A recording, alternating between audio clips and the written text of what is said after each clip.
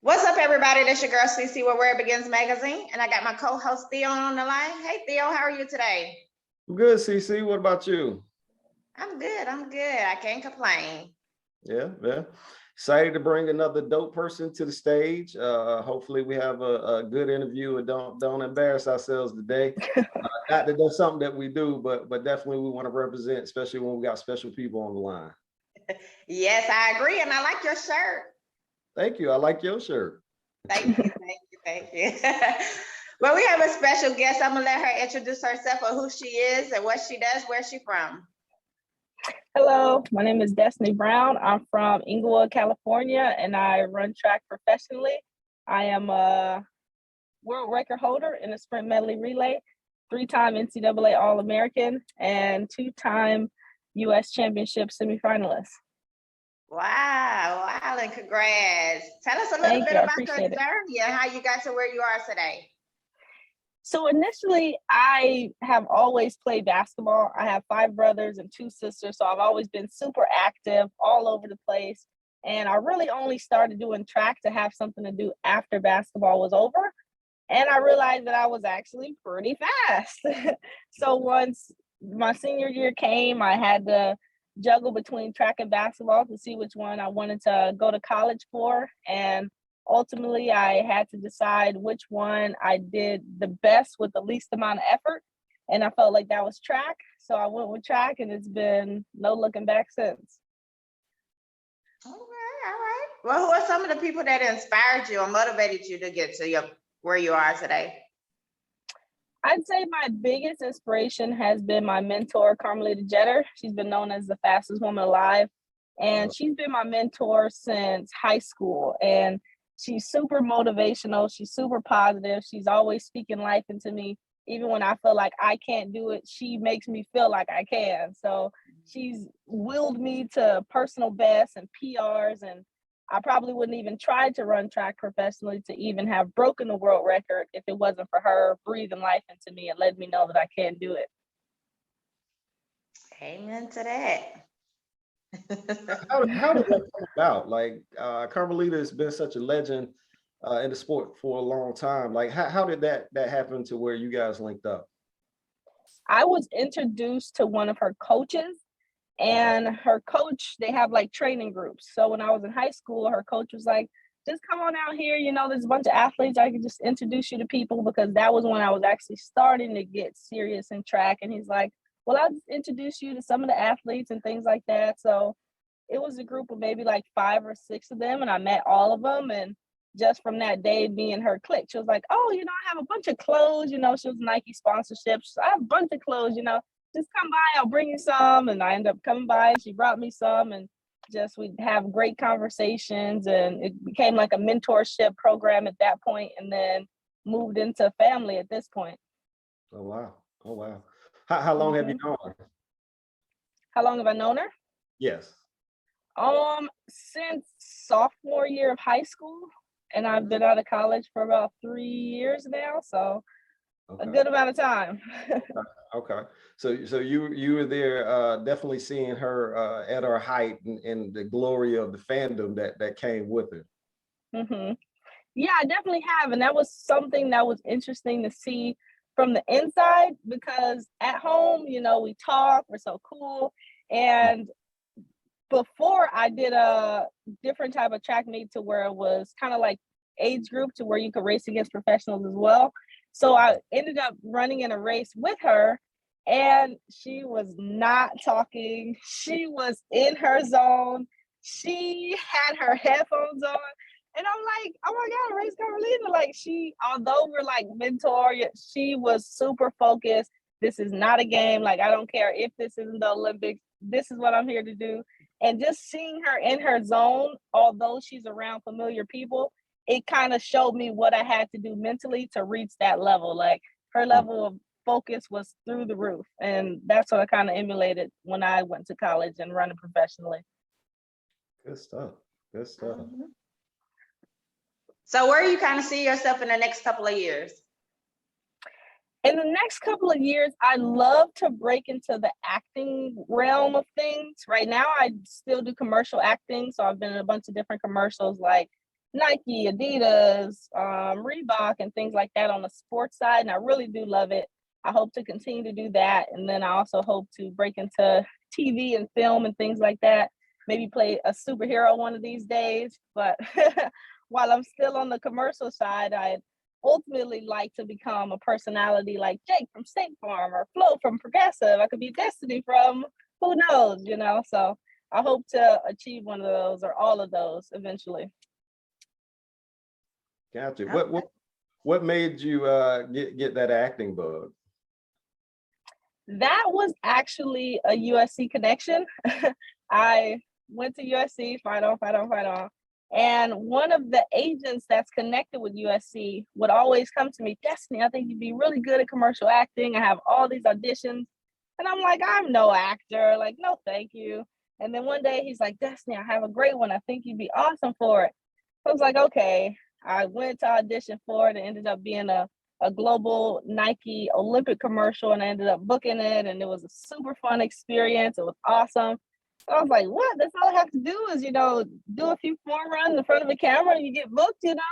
And ever since then, I've just loved it, you know? It isn't actually that simple, you know, I've definitely not got picked for way more than I have gotten picked, but I still enjoy it. It's a fun experience. Gotcha.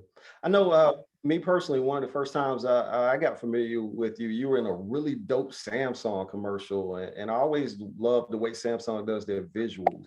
Like what was that process like, kind of, you know, the whole set recording? What was that like? Was that one of the earlier or later ones for you?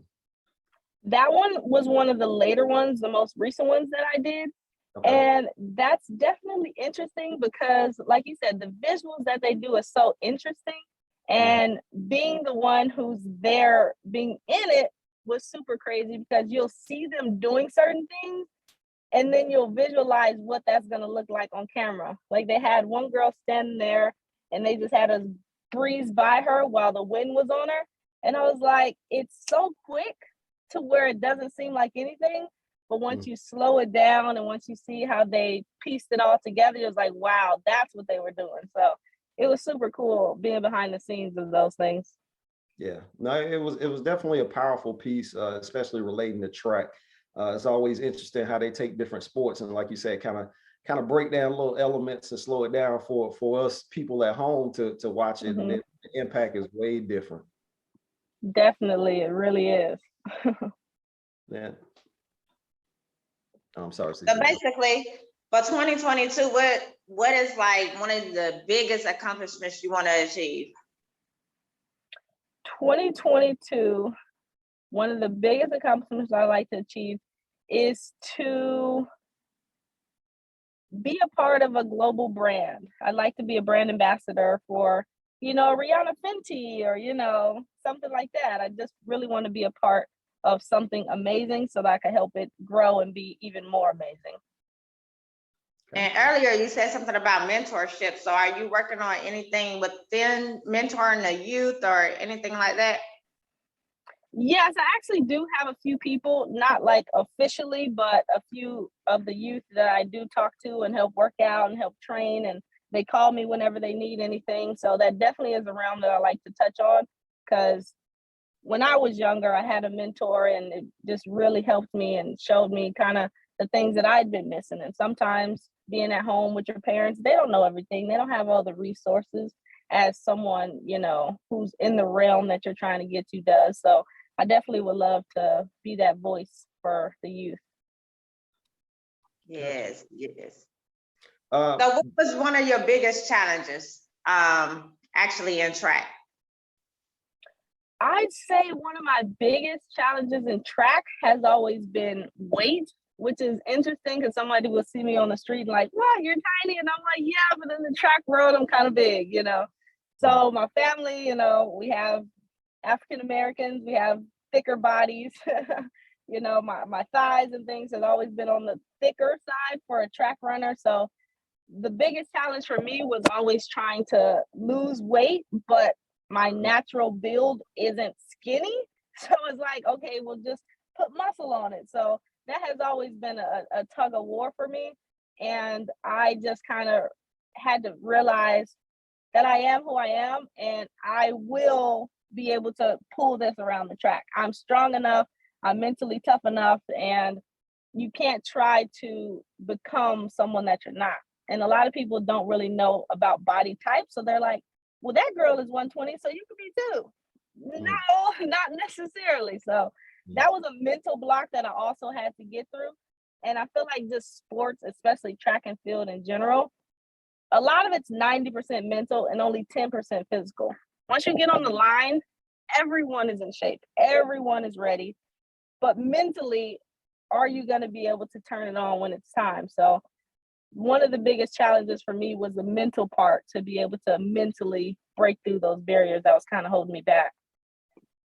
Well, I want to say I salute to you, because you give me about 2 minutes and I'd be tired. Probably not even that long. Well, the good thing in track is the good thing with my race is that it's only about 11 seconds. Yeah, that's a blur. Woo! I'm sorry. Go ahead, Theo. No, it's definitely a blur. I see you move, so definitely, yeah, you got to be fast to keep up with everybody, and got to be fast to keep up with you. So it goes quickly. But the other part of it is obviously technique. Take me back. I know you said you started out in basketball. What was that like growing up playing basketball, and then eventually making that transition over to track? Yeah, basketball was always my first love. I played travel basketball for Cal Sparks. It was an amazing experience. I was really good, but I also realized that what made me really good was my athleticism and my speed. I was quick, I was agile. I was able to sprint down the court really quick for a fast break layup and things. I wasn't the best with the handles. I wasn't the best with my shot, but my effort is always what put me above. At practice, I'm always the first one doing suicides. I'm always the fastest one. So when it was time to do track, it was kind of already second nature because I was already fast. So the technique is really what put it over the top, because as a basketball player and just a young girl playing in the street with my brothers, my form is all over the place. I'm just trying to get there the quickest. But once you put the form into it and really learn how to run, that's what really elevated me. Gotcha. So what's your piece of advice to that young girl that's interested in track or just starting out in track? What's that advice from a great like yourself to kind of tell them to help them along their way? I'd say the biggest thing, like they always say it, but there's a lot of pressure put on people to be great, to be the best. I want to be Serena Williams. I want to be Carmelita Jeter. Yes, that's awesome, but you also have to realize that you have to have fun, especially when you're just so young, because when you put too much pressure on yourself and you might not win that race, now you're depressed. Now you're discouraged. You're too young to be depressed and discouraged. You just went out there, you tried your best. Great job. Go back, practice, and try again. So it's really just have to keep a positive outlook. Like, yeah, this is my first race, or this is my first year, just keep on going. Don't give up and don't get depressed, and don't mentally exhaust yourself, because like I said, it's 90% mental. Yeah. But now you are one of the athletes that are growing up in this generation where, your high school, your college, your pro career is being chronicled on social media. Some might say that, if you're not winning, it's not fun, just because of all the critics that's out there. What kind of advice would you give them dealing with the social media side that, historically, your parents, didn't have to really deal with? No, that's a great question. And that is a tough one, because people nowadays still are battling with that. And it's celebrities that's deactivating their account because they can't deal with the social media, heckling and things like that. But the good thing is that Facebook and Instagram does have features to where you could block certain words. You can block negative comments. So if it's something like that, then you could just go into settings, I believe, and turn off certain words, and that won't even show. But with that, I think you just have to honestly just keep yourself grounded, keep amazing people in your corner, to where you could see someone comment and say, you suck, and you can laugh it off because you're like, yeah, okay, So it's really, like I say, the mental thing. Like, if you have a good mental, a good, strong mindset, like there's nothing that can bother you. Like, someone could come and scratch your car and you're like, I'll get it fixed. Like, it's not that big a deal, you know? So just really focus on the mental and staying mentally positive at all times. Okay. Only the strong survive, and use your social media filters. That's the message I'm taking. Use some social media filters because they won't even show up on your timeline, and use the block button. Yeah. Every time someone makes a negative comment, block them. Eventually you won't see them anymore. Yeah. Facts. Yeah. That's some good advice. That's some good advice. Mhm. So as you progress into your career, and you know, branch out into the world, like what's the ultimate goal? Obviously, brand ambassador. You want to get into acting, but when you look and everything is said and done, what's the legacy you want to leave behind? I would love for me to be known as the overcomer. You know, the odds have never been in my favor, but I never have given up. You know, I'm an inner city kid from Inglewood, California. I'm not supposed to be going to USC running track. You know, I'm not supposed to be running professionally and setting world records and things like that. I'm not supposed to be on TV and things like that. Like, I'm just from Inglewood, California, you know, but I would like to be seen, like I say, as an overcomer, the overachiever, never giving up and always believing in herself. That's good stuff. Positive message. What's it Yeah. like? What's it like to hear your name, you know, when you cross the line, when you're at an invitational or whatnot, and then look up and see that you set a world record? What's that feeling like? It was unbelievable, especially because of the stage. It was at Penn Relays. It was USA versus the world. We're racing Jamaica and all these other people. The crowd was so loud you couldn't even hear. And the race before was a 4x1, and we barely lost, and we were so bummed. So we were like super ready for this. Like, we couldn't wait to run this race. So once we actually got out there and was able to execute, the world record wasn't on our mind. We just wanted to win so bad. And once we won, we were overjoyed. And then we saw we won the world record. We're like, what? Like, it was unimaginable. It wasn't anything that was even on my radar. I couldn't have predicted it. Like, it was just one of the best feelings ever that you achieved something, you know? It was just awesome. Definitely, definitely. Reaching the pinnacle has to be the ultimate, and world record. Nobody can take that away from you, even if somebody comes back and passes it later. That moment in time, you're forever cemented on it. So that's good stuff. Definitely. It was amazing. Thank you. But I want to kind of ask you two personal questions. I like to get people to know you. So what's a good one fun fact about yourself? One fun fact.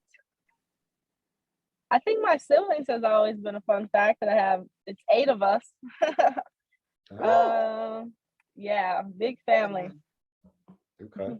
Okay. You got plenty of training on the speed there. Plenty of training, always athletic, always doing something fun and insane. Got you. Now, out of all of the places that you've been in the world, what place has been your favorite one to visit? Wow. So far, I actually had really fun in the Cayman Islands. It's like when you travel for track, you can't really explore because you have to run. So like other sports, they could, oh, we went here, we went there.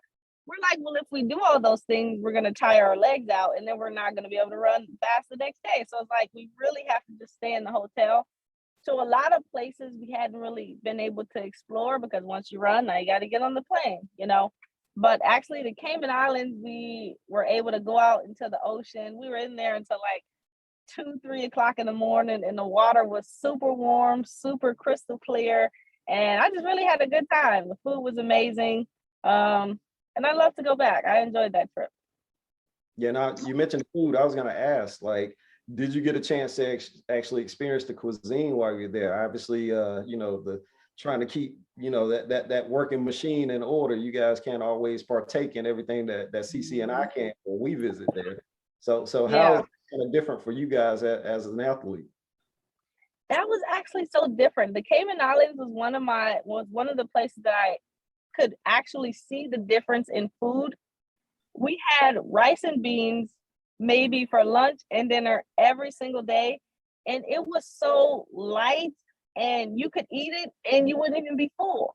Our rice and beans here in the US, you eat a spoonful and it's like, oh my goodness. Like their food there was so light. Like I was kind of amazed, like, how do you even make food like this? Because in the US, we're used to starch and super carby and super filling.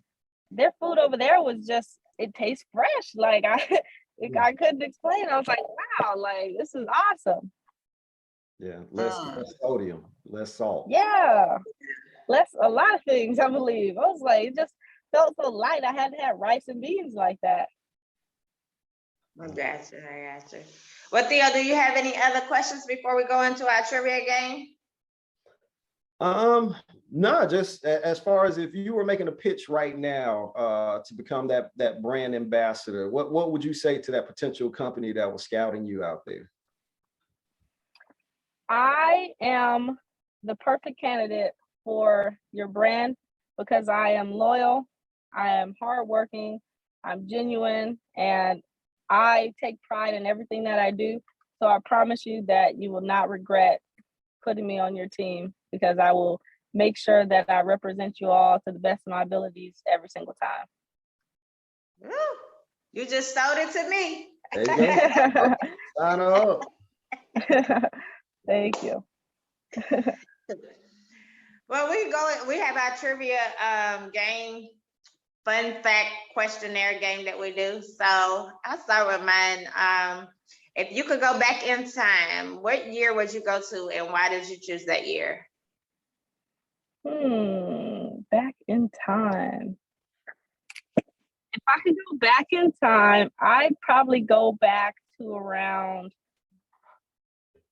elementary school because I remember we had a huge, like I said, it's 8 of us and we all had friends. So every day after school was like a block party. But one day we actually did have a block party and my grandmother made it for all of our birthdays.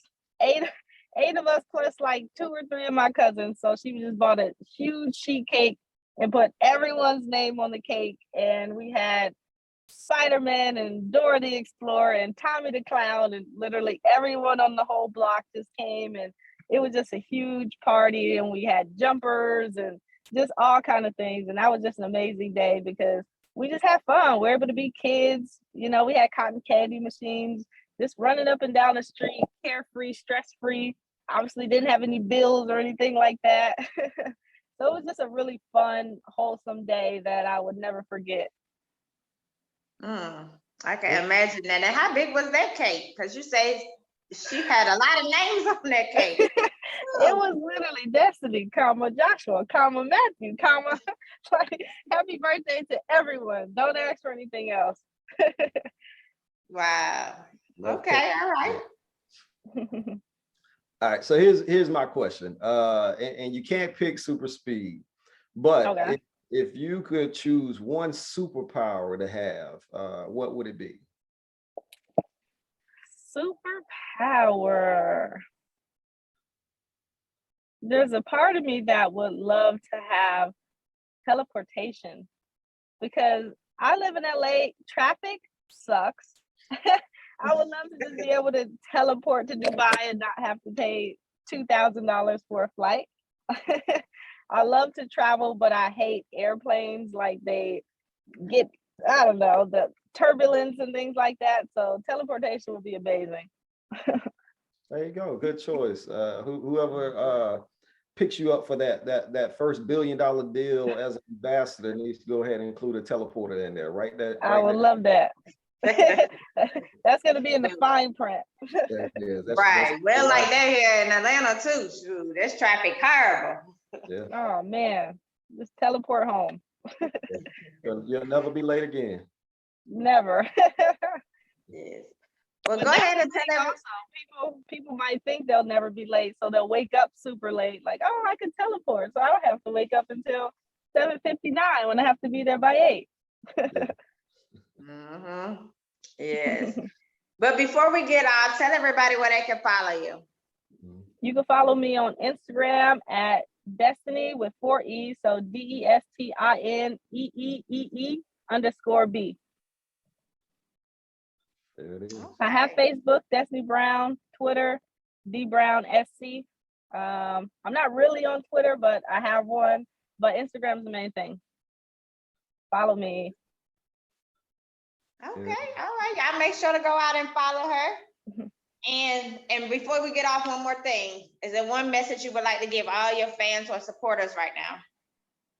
I just want to say thank you all I want to say thank you too, and just the brand for wanting to have me on the show, allowing me, giving me a chance to platform, and not just me, for everything that you do for all these people, trying to help them get more outreach and visibility. So I really appreciate that. And I just want to say thank you to all the fans and supporters that's been with me since high school and even since before that. It doesn't go unnoticed. I try to respond back to all my DMs and comments on the pictures and things like that. So I'm really thankful and grateful, and nothing will change. I want to thank you guys so much. Oh, you're welcome. You're welcome, man. We definitely want to say thanks for coming on our platform today. It's been an honor to get to know you and know a little bit about your journey. Continue to be blessed. Hope everything works out for you for 2022. I see big things coming, and you got a big fan over here. Thank you. I appreciate it. We're gonna look for you to get to that point where you're playing a superhero. And we're gonna say we talked about that. We've spoken into existence. There it is. There it is. Yes. Thank you. Thank you so much. I appreciate your time. All right. No problem. You have a blessed day today and be safe out there. You as well. All right. Bye.